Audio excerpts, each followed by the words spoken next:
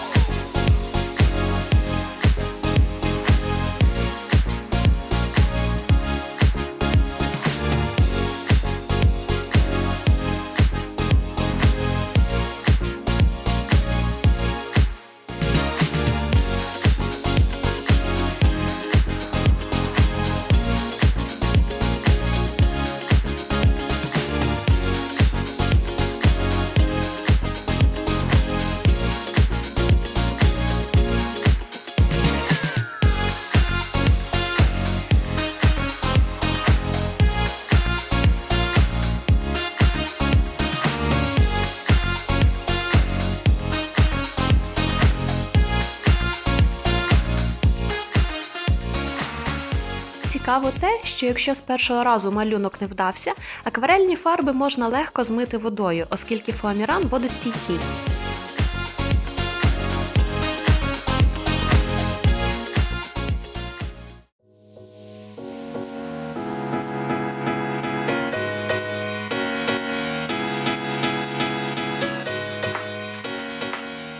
Варто зазначити, що в кінці я вирішила зробити форму основи випуклою, таким же способом, як робила маленьку крашенку.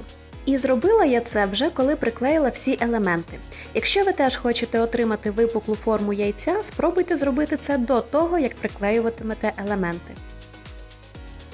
Власне, можна взагалі обійтись без основи, а наклеїти елементи безпосередньо на кошик або свічку. Мені ж так легше формувати композицію. До того ж, додаткова перевага в тому, що декор, розміщений на основі, можна прищепити і зняти у будь-який момент.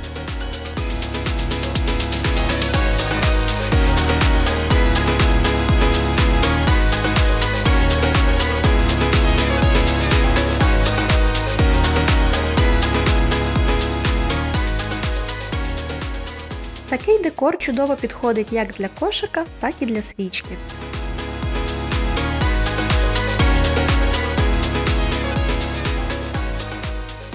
Якщо це відео було корисним, буду вдячна за лайк, відгук та підписку.